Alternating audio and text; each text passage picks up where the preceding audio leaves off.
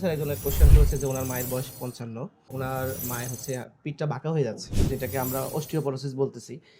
এই চিকিৎসাটা কি বেশি ব্যয়বহুল? আমাদেরকে খুব ইমোশনালি আসলে প্রশ্ন করেছে যে উনি উনার মাকে বৃদ্ধ হতে দিতে চান না। সেই ক্ষেত্রে স্যার পরামর্শ কি হতে পারে? অস্টিওপরোসিস জানার জন্য কোনো পরীক্ষা-নিরীক্ষার দরকার আছে কিনা বা কি পরীক্ষা-নিরীক্ষা করতে হয়? অস্টিওপরোসিস যদি হয় তাহলে সেক্ষেত্রে ওষুধ খেলে ভালো হবে কিনা?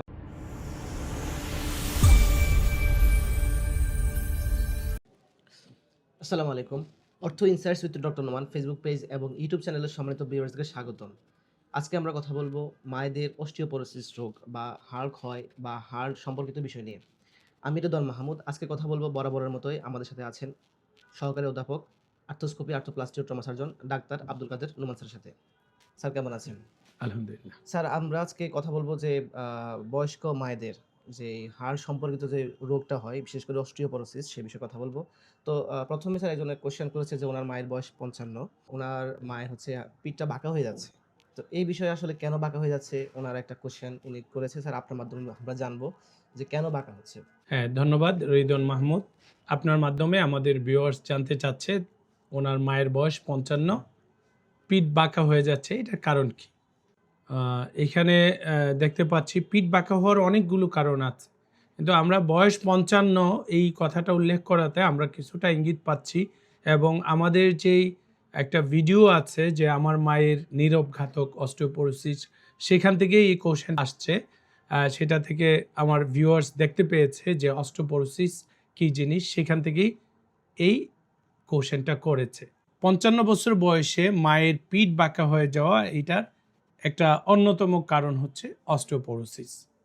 এই অস্টিওপোরোসিসটা কি আমি যদি বলি তাহলে সংক্ষেপে বলবো যে বোন মিনারেল ডেনসিটি আছে আমাদের বডির যেই বোনসগুলো আছে এটা কমে গেলে তখন অস্টিওপোরোসিস হয়। মায়েদের ক্ষেত্রে এটা অনেক বেশি হয়। আমাদের মায়েরা যখন মেনোপজ শেষ হয়, পোস্ট মেনোপোজাল পিরিয়ডে যায়, তখন প্রতি বছরে তার 3% বোন লস হয়। এই বোন মিনারেল ডেনসিটি 3% কমে। দ্যাট মিন্স সাধারণত আমাদের দেশে ৪৫ বছর বয়সে পোস্ট মেনোপোজাল পিরিয়ডে যায়। ৫৫ পর্যন্ত এই ১০ বছরে প্রায় 30% বোন লস হয়। প্রতি বছর 3% করে হলে 30% বোন লস হয়। এই একটা মানুষের যা বোনস ছিল সেটা 30% যদি কমে যায়, আপনিই চিন্তা করে দেখেন সে ৪৫ বছরে যেই রকম ছিল ৫৫ বছরে সে কি হয়ে যাবে। আর এর প্রথম ইফেক্টটা পড়ে হচ্ছে আমাদের যে ভার্টিব্রা আছে, মেরুদণ্ডের যে ভার্টিব্রাগুলো আছে, এই ভার্টিব্রার মধ্যে প্রথম ইফেক্টটা পড়ে। এখানের বোঝগুলো আগে ডেনসিটিটা কমতে থাকে, আর এই ডেনসিটি কমে এখানের যেই শেপটা আছে এই শেপটা চেঞ্জ হয়ে উল্টা হয়ে যেয়ে কাইফোসিস ডেভেলপ হয় এবং পিঠ বাঁকা হয়ে যায়, এবং এটা হয় অস্টিওপোরোসিসের জন্য। ওকে, ধন্যবাদ স্যার।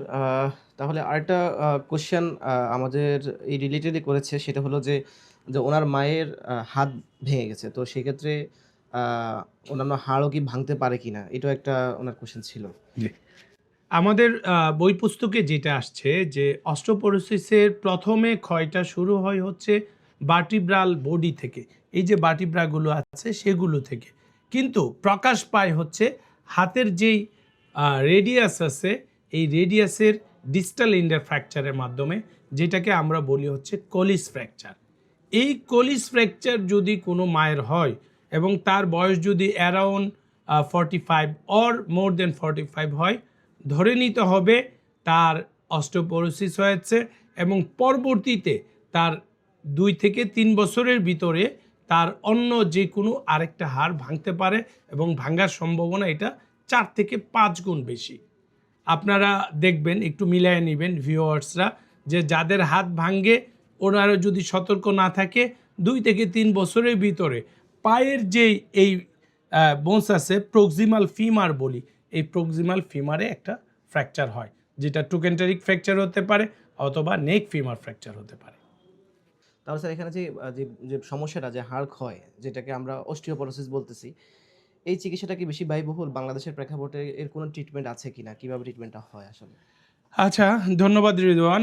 এটা একটা ন্যাচারাল প্রসেস অস্টিওপোরোসিস। মায়েদের ক্ষেত্রে এটা একটু বেশি হয়, এটা আগেই আমি বললাম। সেই ক্ষেত্রে এখন সারা পৃথিবীতে এই নিয়ে রিসার্চ শুরু হয়েছে যে আসলে এই অস্টিওপোরোসিস কমানো যায় কি না। বিজ্ঞানীরা দেখছেন অস্টিওপোরোসিস রোধ করা যায় না, পুরোপুরি রোধ করা সম্ভব না, যেহেতু এটা একটা ন্যাচারাল প্রসেস। মানুষকে ক্ষয়ের দিকে যেতে হবে, এক সময় আলটিমেটলি ডিক্লাইনিং ফেজে যে মারা যেতে হবে, সেই বাস্তবতার অংশই অস্টিওপোরোসিস। তারপরও যেই অস্টিওপোরোসিস যেই একটা 3% করে বাড়ে, সেই 3% বাড়াটা যাতে মানে কমে, সেটা কমানোর জন্য অনেকগুলো ওয়ে বের হয়েছে, অনেক মেডিকেশন বের হয়েছে। যেই মেডিকেশনের কিছু সহজলভ্য আছে, কিছু একটু কস্টলি আছে।